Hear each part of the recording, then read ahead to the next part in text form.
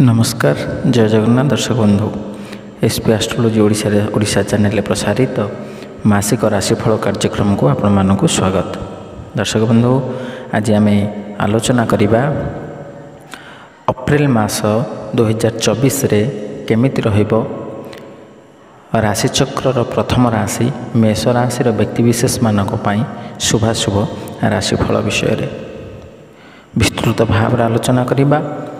किंतु ता पूर्व जदि आपण मैंने आम चैनल को प्रथम थर कर आसी था तेरे वीडियोटी को लाइक करूँ शेयर करूँ और चैनल को सब्सक्राइब कर पाखे बेल आइकन को प्रेस करूँ जहाँद्वारा कि आम चैनल रे अपलोड होता समस्त वीडियो आपण सर्वप्रथम देखिबार सुजोग पाइपर।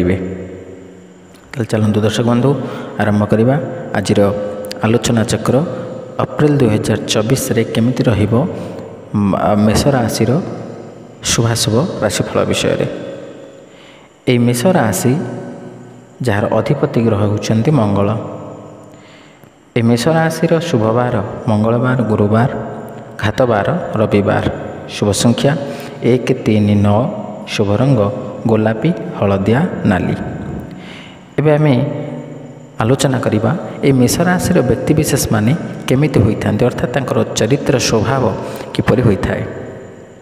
ए मेष राशि जात व्यक्ति धनवान पुत्रवान उग्र परोपकारी सर्वकर्मरे युक्त सुशील राजप्रिय गुणवान देवब्राह्मण तत्पर सामान्य गरम थिबा खाद्यप्रिय शाकभोजी विस्तीर्ण और रक्तवर्ण नेत्रयुक्त शूर शीघ्र प्रमादयुक्त कामुक दुर्बल जंघ शिरोव्रणयुक्त दाता कुनखयुक्त दुर्भाग्ययुक्त युद्धरे भयालु और चलचंचल मना।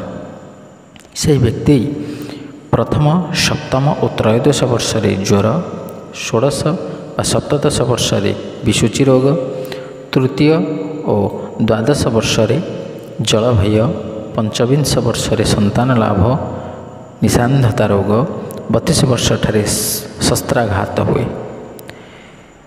एबे आमे आलोचना करिबा जे अप्रैल 2024 रे कौन रहिबो मेष राशि व्यक्तिविशेष मानक पई गोचरीय ग्रह स्थिति। मेष राशि रे बृहस्पति कन्या रे केतु मकर राशि रे मंगल कुंभ राशि रे शनि शुक्र मीन राशि रे राहु बुध एवं ए समय अनुसार ग्रह मानकर स्थिति परिवर्तन हो पारे। ये अप्रैल मासरे मध्य बृहस्पति मेष राशि वृष राशि को संचार करेंगे। ताले ये तो थिला गोचरीय ग्रह स्थिति। ये गोचरीय ग्रह स्थिति को नजर रखी मासिक राशिफल या सूचना दिए जे मासिक राशिफल 2024 अनुजाई यही मास मेष राशि लोकंक पई उभय शुभ एवं अशुभ फलाफल आनिब। आपणकर आय भल हेबो किंतु खर्च मध्य या सहित वृद्धि पाइब। तेणु किछि आर्थिक चिंता आपण को व्यथित करिपारे।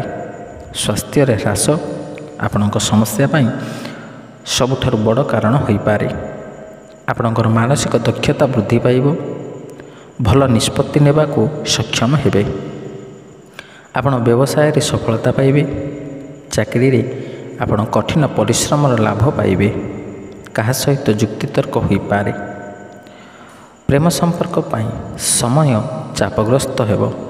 विदेश जीवारे सफल हो पारती। खर्च अधिक हेब। जो माने विदेश रे अछंती से माने सेठारे भल सफलता पाइबे। पारिवारिक जीवन शांति रे परिपूर्ण हेब। तथापि कहा सहित जुक्तितर्क हो पारे।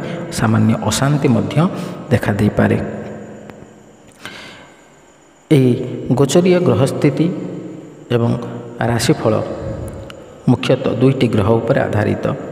समस्त ग्रहर तो ग्रह मानकर अवदान रही निश्चित किंतु बृहस्पति एवं शनि अवदान अधिकांश परिमाण में थाए। तेणु ये अप्रैल मासरे मेष राशि व्यक्तिविशेष मानक पई जन्म बृहस्पति एवं अप्रैल 14 पर द्वितीय बृहस्पति हेबे एवं शनि एकादश। प्रथम आम बृहस्पति विषय जदि आम विचार करवा तेबे बृहस्पति होउचंदी धनर कारक, विद्यार कारक, ज्ञान बुद्धि ए समस्त सकारात्मक भावर कारक होउछन्ति बृहस्पति। तेणु वर्तमान मेष राशि व्यक्तिविशेष मानक पई बृहस्पति अशुभ स्थान रे अछन्ति, किंतु मासर मध्य भागरू यह शुभ फल प्रदायक हेबे। तेणु बृहस्पति साधारणतः विद्यार्थी मानक पई वर्तमान अशुभत्वर कारक एवं शरीर असुस्थ, मानसिक अशांति मध्य देखा दे पारे एवं कुपथगामी मध्य होई पारंती। किंतु मासर अर्धरू बृहस्पति द्वितीय जेतेबेले हेबे सेतेबेले ए समस्त क्षेत्र में शुभ फल प्राप्त करिवे। एवं शनि विषय यदि आम आलोचना करिबा तेबे मेष राशि व्यक्तिविशेष मानक पई शनि होउछन्ति एकादश। शनि साधारणतः ए गोचर अनुसार 4टी स्थान रे शुभ फल प्रदान करिथांती। ताहा होउछि तृतीय, षष्ठ, दशम एवं एकादश। तेणु शनि वर्तमान मेष राशि व्यक्तिविशेष मानक पई एकादश स्थान रे थिबारु शनि कर्मक्षेत्र में मुख्यतः अत्यंत शुभ फल प्रदान करिवे। जो माने कर्मक्षेत्र में अछंती सेमानकर कर्मक्षेत्र में उन्नति हेब, प्रमोशन मध्य होई पारे एवं उच्चपदस्थ कर्मचारी ठारू आपण प्रशंसित होई पारंती आपणकर कार्यदक्षता पाई। एवं जो माने नूतन भाव में कर्म प्राप्ति निमंते प्रयास करुछंती सेमाने निश्चित भाव में से सफलता हासिल करेंगे। नूतन कर्म प्राप्ति मध्य आपनको दब शनि। एवं जदि आप न्याय मार्ग में अच्छा, सत् मार्ग में अच्छा, तेबे शनि निश्चित भाव में आपको शुभ फल प्रदान करिवो। एवं एकादश शनि आपको अनेक क्षेत्र में आप जदि व्यवसाय वाणिज्य करुछंती सेथिरे मध्य सहायक हेबो। जदि आप कौनसी चाकरी क्षेत्र में अच्छा ताले सेथिरे मध्य आपण उन्नति करिवे। तेणु दर्शक बंधु ये तो थिला विशेष भाव में विस्तृत भाव में आम गोचरीय ग्रह स्थिति को नजर रखी कौन रहिबो अप्रैल मासर राशिफल विषय आलोचना कले। किंतु जो अशुभ फल आपण प्राप्त करुछंती से अशुभ फल को परित्याग करी शुभ फल प्राप्त करने निमंते केते गुड़िए प्रतिकार मध्य आम आपको कहूँ। से प्रतिकार गुड़ी को आप मन रखु एवं से गुड़िक करने द्वारा आप निश्चित भाव में शुभ फल प्राप्त करेंगे। ए प्रतिकार गुड़िक हूँ बगलामुखी को आप दर्शन करंतु कि सामान्य पूजा अर्चना करंतु किंबा शिव को आप दर्शन करंतु। प्रति सोमवार दिन शिव दर्शन करंतु। आपणकर राशि एवं नारे आप क्षीर लागी करंतु किंबा हनुमान चालीसा मध्य आप प्रतिदिन स्नान करने पर पाठ करंतु निश्चित भाव में। किंबा आपण जेतेबेले भी बाहर को जाउछंती बा प्रत्येक समय भी मध्य आपण सब बेले आपणक पैकेट्रे गोटे हलदिया रुमालटे रखंतु। गोटे हलदिया रुमाल बा टर्किश बा टावल जहाँ भी अच्छी ताको आपणक पाखरे सदा सर्वदा रखिथांतु एवं ताको ही व्यवहार करंतु, जहाँद्वारा कि बृहस्पतिंकर शुभ दृष्टि आपणक उपरे रहिले निश्चित भाव में आपण शुभ फल प्राप्त करिपारिबे। दर्शक बंधु एते सब प्रतिकार भितर आप जेकोसी प्रतिकार को मध्य आपणाई पारिबे। यही प्रतिकार करने द्वारा निश्चित भाव में आप अशुभ फल को परित्याग कर शुभ फल प्राप्त करें।